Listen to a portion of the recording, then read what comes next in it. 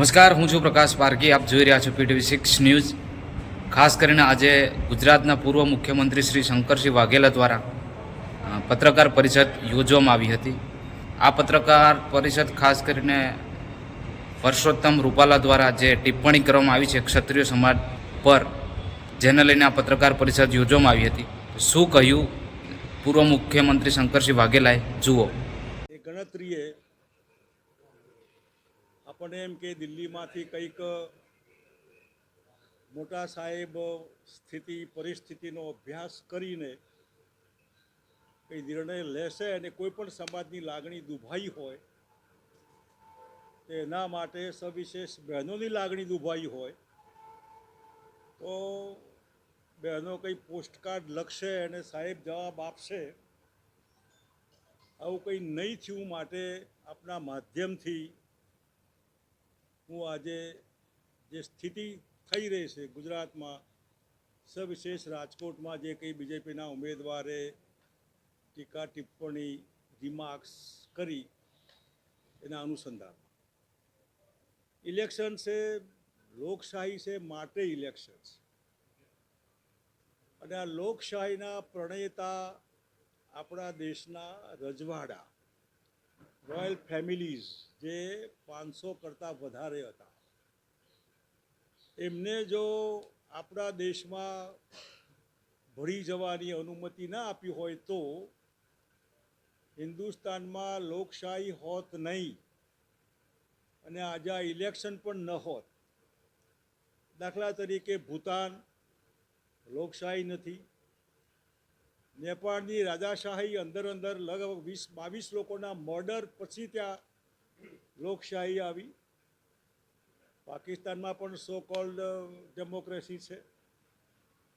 એવી લોકશાહીના પ્રણેતા એવા રજવાડાઓ માટે ગમે તેવી હલકી વાત કરવી એ બીજેપીને શોભા દેતી નથી. ઉમેદવારથી કોઈ પણ કારણસર બોલાયું હોય, એનું રેફરન્સ હોય, પણ જાહેર જીવનમાં બોલવા કરવાનું બહુ ધ્યાન રાખવું પડતું હોય છે.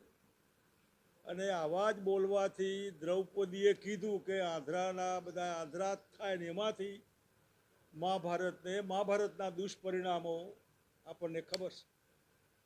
તો આ જે રીતે એક સમાજ ઉપર આક્રમણ કરીને ગમે તેવી વાત કરવી અને પછી માફી માગવાની જે ફોર્માલિટી, એ પણ પક્ષને પેલું નુકસાન ન થાય માટે હું માનું ત્યાં સુધી આ બીજેપીના કલ્ચરને શોભા નથી દેતું.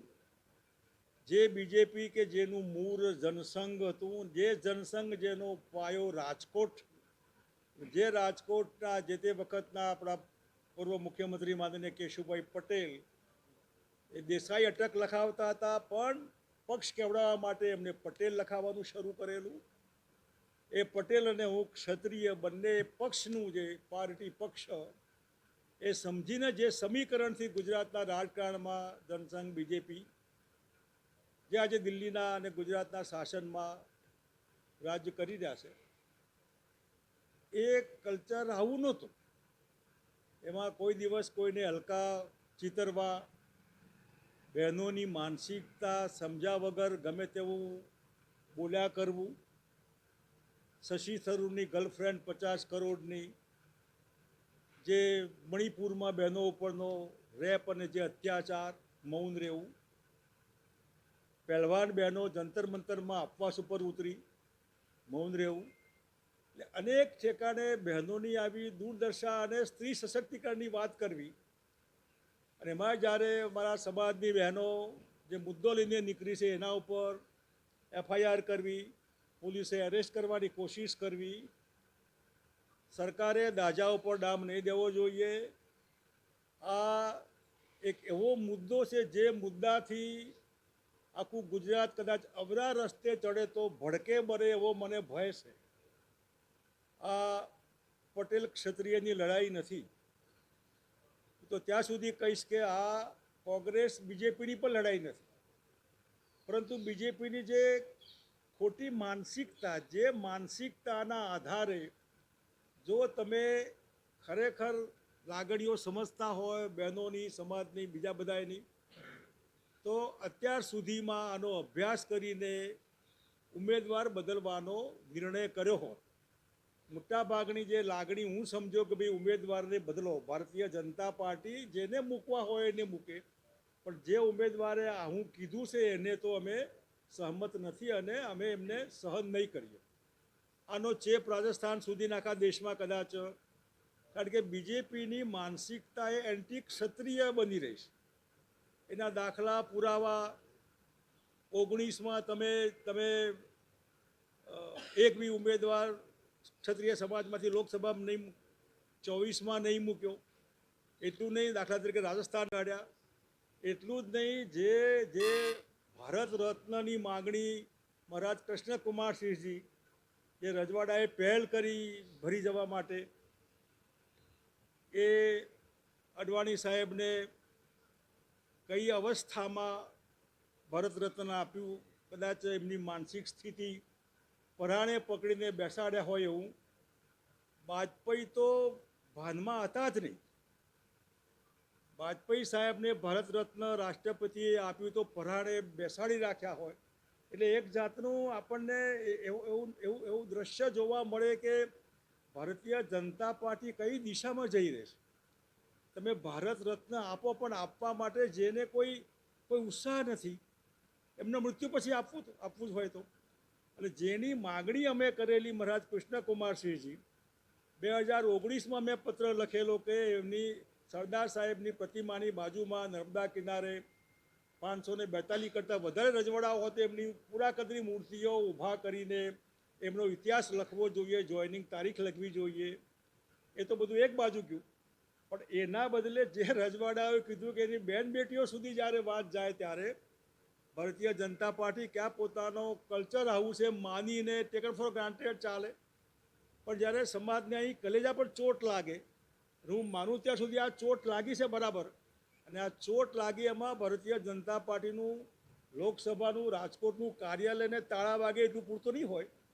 આ ગમે ત્યાં તાળા વાગશે.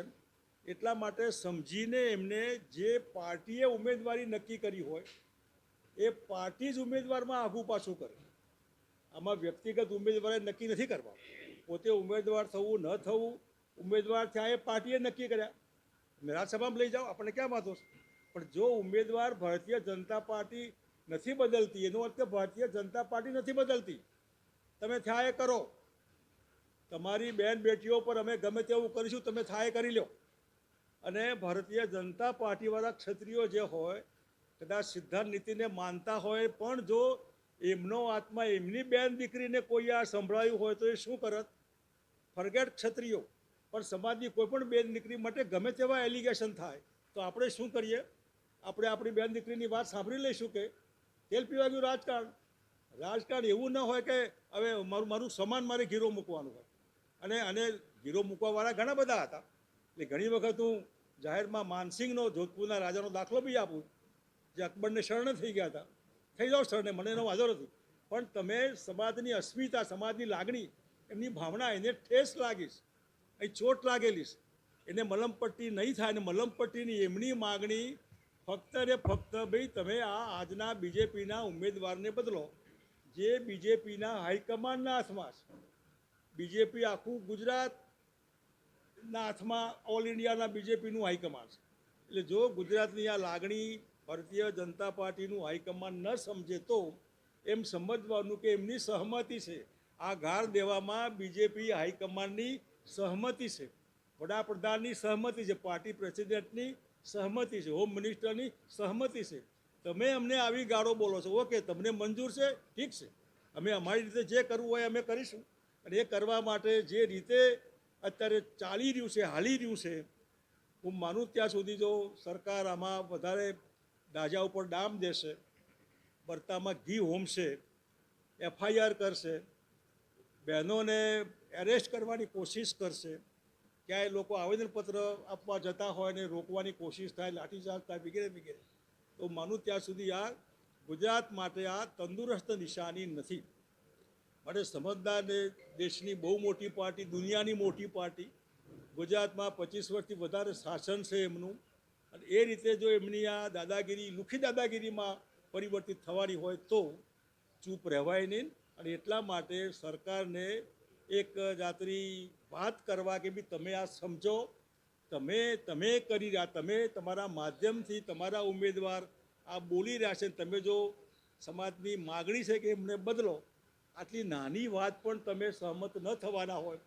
તમને તમારા પ્રોબ્લેમ હોય તો ઉમેદવાર બદલી શકો, એમાં તમને પ્રોબ્લેમ નથી.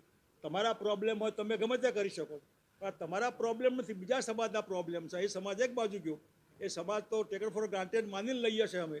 એ સમાજમાં ગમે તેવા લોકો હોય તો અમે સમજાવી લઈશું એવું માનીને ચાલી રહ્યા છો. ત્યારે મારે સરકારને સવાલ છે કે મહેરબાની કરીને પોલિટિકલ ઇલેક્શન મે ગો અને મે કમ, ચૂંટણી કાલે પૂરી થશે, એવું ઝેર ન રોપો જેથી કરીને સમાજ કાયમ માટે એ ઝેરનો ડંખ પીધા કરે. અને એટલા માટે તાત્કાલિક તમે થોડાય સમજદાર હોય તો, અને જે આ આક્ષેપ છે એમાં તમે બી સહમત ન હોય તો લોકસભાના ઉમેદવાર મોકલો, તમે એમને રાજ્યસભામાં મોકલો, જે કરવું એ કરો, એ કોઈ આપણને વાંધો નથી, વ્યક્તિગત સવાલ જ નથી આવતો. પણ બીજેપીની માનસિકતા આ દેવી શક્તિ, સ્ત્રી શક્તિ એના વસ્ત્રાહરણની હોય.